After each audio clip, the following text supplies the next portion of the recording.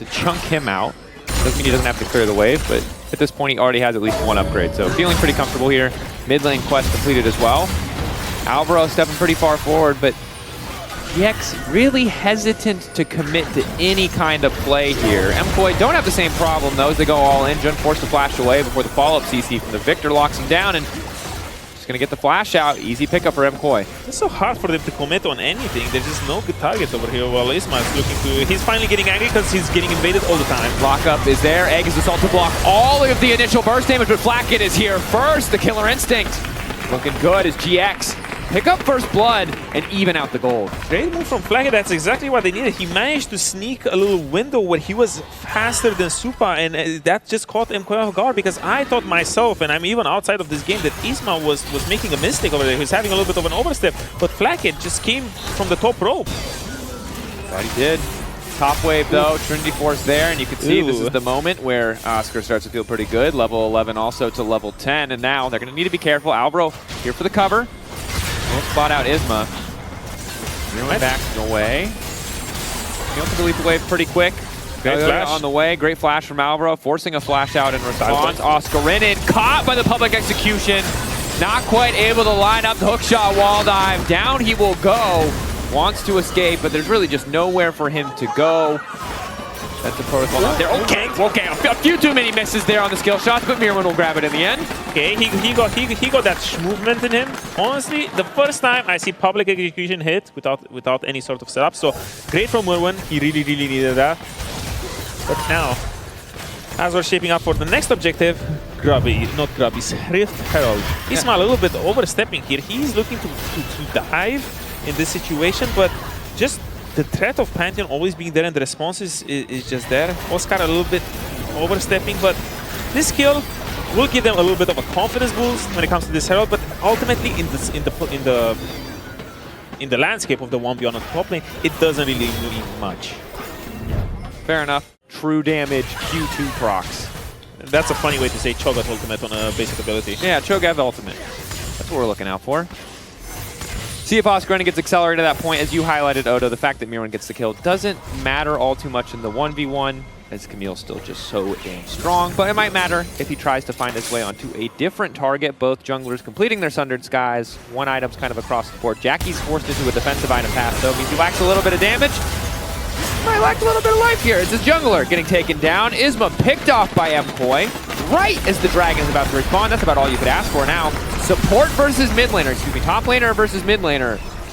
And Isma thought it was his time to get control, but a little bit of a sneaky setup from MKOI, skipping waves, rocking up, but this will ultimately lead to this dragon, and this dragon was extremely important for MKOI or for the general economy of the game, because when a team gets 2 Drakes, well, he's outie.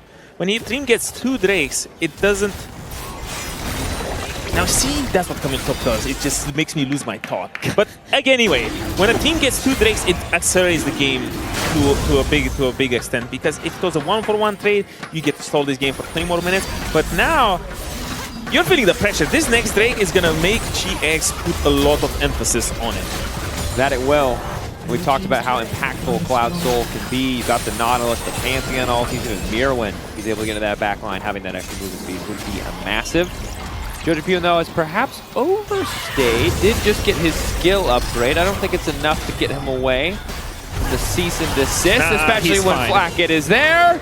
He's fine. Down he goes. And this is the power of the Kaisa Otoame. Is obviously you can just immediately collapse on these side lane plays, and JoJo's life is going to be really hard in the side lane as we get later, because I think Camille can kind of do the same thing on her own. Them out when everyone's rotating, because you have a lot of lanes from the side of MKOI that are quite slow when it comes to rotate. JoJo will become a weakness, and Merwin will also become a weakness, because all of a sudden you can have 3 people on the screen just appearing, and Eluea's ulti will just not be enough soon. Yep, and Jojo Pyun is finding that out the hard way. Right now it's only 2 people on his screen, but he's already set to fall. Forced to flash over the wall. Decent ulti to get some damage back, as Alvaro's now moving in position to try and body block. Knockup is there. Hextech ready to follow. Elyoya over the top. GX thought they had the angle, but they didn't pull the trigger fast enough. Oscarinin now on the way out. Tack sweep for a bit extra health. Adaptive defense to keep him standing now. Looks for the angle, but the sundering slam from Miro and sends him packing.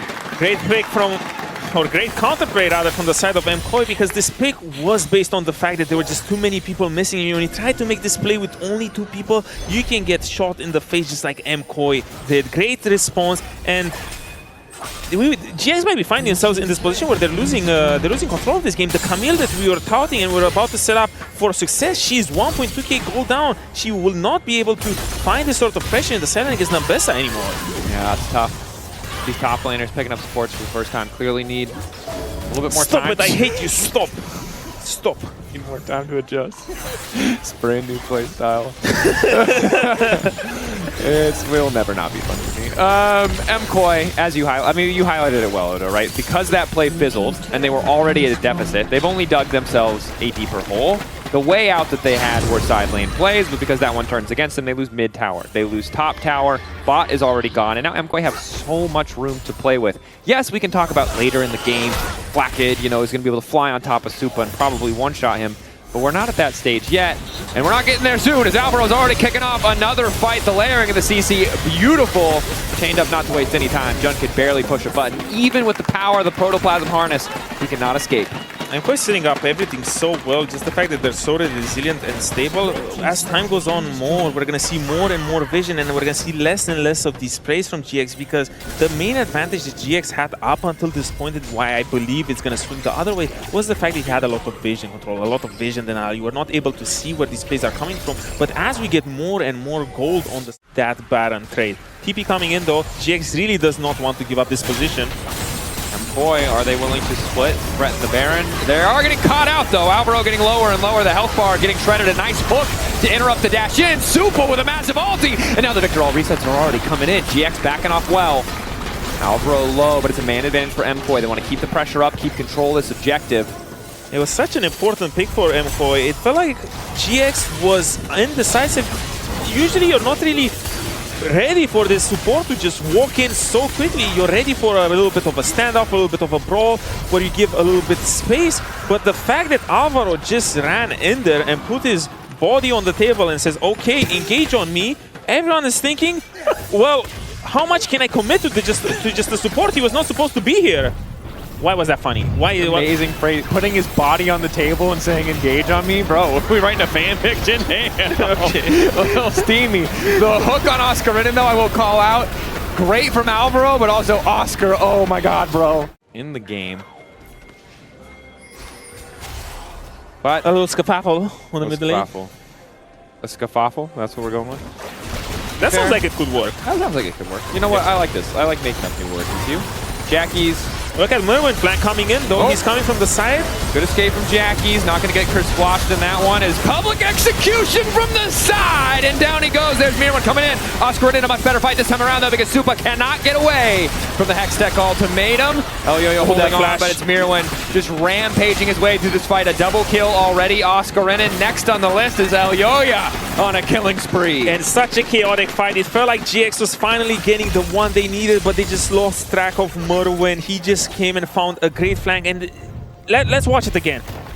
They got prior on board, and look at Merwin. He's just sneaking in. There's no vision. They feel like they have a fight before. They think this is the timer to go. Oscar finally gets into this fight, but the CC with the follow-up public execution, sure, the backline dies. Supa will end up dying, but Merwin, he has been strong this whole game. Jojo is untouched, and you have all these brawlers who love this sort of team fights, these sort of skirmishes. And even though you found the pick on Supa, it doesn't matter. There's just so many more threats on the side of MKOI. That there are. Merwin now 2,000 individual gold lead. Pretty miserable in pro play. You have to play tanks. It doesn't seem very fun. You don't get to build AD on Cyan like Mr. Babos. You have to just build tank. And you have to sell yourself very well. You just need to act like a victim so hard that the team is like, come on, you can play something else. You can play a support in the top lane. You can play a support. We'll free you from your chains. MKOI. The split pushing Victor, now that's... Chain on GX. And the thing is, we said this might be a weakness, the side lane, but now they're so far ahead that things are feeling pretty good. This is the play they're going for. All ultis burned. Black immediately flying into Supa. Amazing flick back! 3 members knocked into the rocks by Jackie's. And now GX descent. Make it look easy. Another... Oh my god! Oh!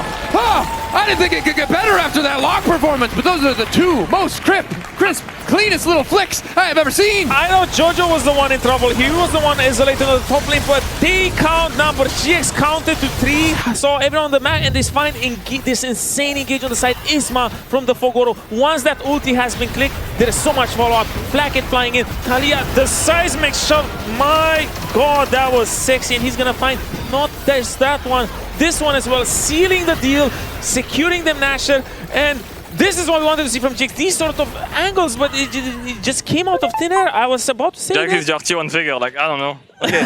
Yeah, he is Faker. That was a Faker-ass moment. Good job, Jack. That was crazy, dude. That was a Faker-ass moment. Jojo Pune has been smashing him all game, but in that one moment, those two flicks, the two seismic shoves, doing so much work, and now it's Baron and a denial of soul. Odo, we're completely even again. It felt like the MKOI victory lap, but now Flacket is super fed. Damn, I blinked and I missed it. I blinked and now he's 2.4k ahead. 4 items completed. This Kaisa, whenever she joins a fight, it's gonna be a massacre. Oi, oi. Well, that was the fight where Mirwin wasn't really that involved, and he is still 2,000 gold ahead as well. Yeah, he is. It's not all done and dusted. It sucks. It sucks to throw that. We're back to even. Yeah. It's a big swing in terms of psyche, where you're just a lot more excited to play this game. Hold up. He's getting caught here, no flash. Lock up. Oh yeah. On the wrong side of town, caught out. The Hextech ultimate making sure they find that initial lockdown. Super now in trouble in force backs. GX. They're just collapsing. MKOI just find themselves in this position where they were. I don't know how they were not ready for this, because it was quite telegraphed that this play was going to happen in the top lane, but GX, kudos to them. They're finding amazing picks here. The Camille finally coming in clutch. Isma is just everywhere. GX just, or MKOI, excuse me, just dizzy. It felt like they were just dominating this game. This Camille was completely useless, but even as just an ulti bot, now they're so powerful that if anyone from MKOI missteps, it's so easy for GX to play this out. MKOI not respecting the power of the Baron and the space that GX have taken within their jungle. Now the siege continuing, the 4-1. Oscar set up in the mid lane. GX keeping the pressure forward. And you said it great. I don't know if it was in the early series or the previous game. You don't need to do anything. You just let those minions go to work. This Baron power play is so accelerated. Not often we see anything above 2,000, 3,000 gold, but this one at 4,000. I was about to say that this Baron won't really give them much, but this pick so deep in the jungle with the Baron up, they secured so much gold. Flag at 3.3k gold up, and just like this, they walk in, they have numbers, they don't need to be scared of anything. Even though they don't see much from the side of MKOI, the fact that they have the numbers, they feel with the confidence with this Baron buff that any fight is a good fight. You walk into that vault, you find someone, and you full send it. Very, very good position now from GX. MKOI, though, taking space, not looking to give it up for free, and this is the story of the game. Look at all of that orange right up against that brand new stack of green. MKOI, the shift in that graph tells the story of a very specific moment. A great play from GX and a big throw on the side of MKOI. Now MKOI going to need to scrap their way back in. Supa getting locked up. Jackie's over the wall. Supa instantaneously deleted a beautiful solar flare. Mirror in the back line though, teaming up with Jojo. Jojo going golden. Flacket now set to fall. So much of the gold instantaneously deleted, but MKOI members are falling left and right. Mirwin, Elyoya, Alvaro have to try and make a difference. Jun though, the lock up there. 2 supports versus Mirwin. He doesn't have enough power to take them both on. Elyoya going to try to turn it back into his favor, but Oscarina just does too much damage. The flash in just to add insult to injury. Elyoya, Aegis Assault. One more Comet Spear, holding on for hope. They're going to leave. They're going to let him get away. They know a Sundered Skyproc is coming and they don't want to take the risk. Look at Jackie's in the mid lane. Hook back in, finds the root. Needs to sidestep the Vault Breaker. There's no way he can sidestep it. Down he goes. Isma on a rampage. What can you do as Supa? There's just nothing to do. The moment they appear on your screen, you're just dead. The moment they click their buttons, you're just dead. They're contesting this a little bit too aggressively, but Isma again, great flank on the side. You saw Flacket can just join at any time. Merwin finds great counterplay here. Finds access to the backline that overextended trying to kill them, but he just cannot do enough because Jojo is also in the midst of it all. He is caught up in the whole entanglement with Supa and he ends up going down, while Merwin and Eliuat just don't manage to find enough damage, enough space in this fight. It's just all falling apart slowly for MKOI. That it is. 5,000. Now the gold lead for GX. And the only reason that fight even felt somewhat salvageable is they couldn't quite burst through Jojo. He was able to flash in, get ulti and an E down onto both Jackies and Flacket. But now Flacket has a GA. Defensive items are there. It's not getting prettier by the moment for MKOI. No, it is not. Oscar also now at 3 items. It's only going to be more frustrating. Oh, that's Supa and JoJo. Now I'm happy he didn't go for the Ravna setup because he has the full team fight starter pack. No one's going through that Camille anytime soon, to be honest. You liked fighting him when he didn't have any tenacity. No, don't know ADCs on mid lane. Please do not do it again. They're coaching on him. But you're not safe on the mid wave! Okay.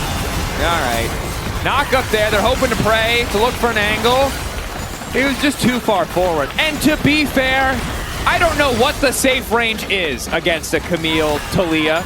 It's probably back in your fountain. And there is no safety when it comes to these. There's just so much engagement. This is just the danger of GX's team comp. Once they're in a game state where the gold is even, the tempo is even, it's just absolutely insane. It's so damn easy for them to catch anyone. Lock up, looking good.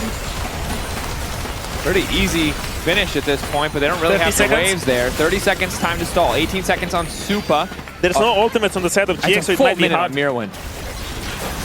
JoJo's going to try and clear the wave. Side steps on the side of shove initially, but there's just too much setup. Gravity gets to buy a couple extra seconds. Gravity Field gets a little bit of something done, but the towers are falling to pieces. GX! 3 seconds on Supa though. I don't think it's going to be enough for them to end this game. Supa going in, but the Nexus in the eyes of Flacket and Jackies. They finish it 2-0. From the jaws of defeat, they snatch victory. I am flabbergasted, Odo. I did not think it was possible to come back in that game. I didn't believe it either, but man, they found such great angles. This is the joy of watching GX, especially now revitalized in the second week. The Game 2, they broke the Game 2 curse. Game 2, we saw the curse manifest. It was starting to become bad, but they overcame their demons. They found such great engages over and over and time again. It was an absolute joy to watch. It was, and CC is king in the LEC. Of course, though, we need to reward something. It's Kia Player of the Series, Jackie's, Flacket, or Jun. All amazing options. Ooh. I would have to, yeah. It's probably... Can you say? Usually you can say. You can. Jackie's, yeah, whatever. You say whatever you want. Lord, give it to the Lord. The Lord of Lock. Lord of Lock.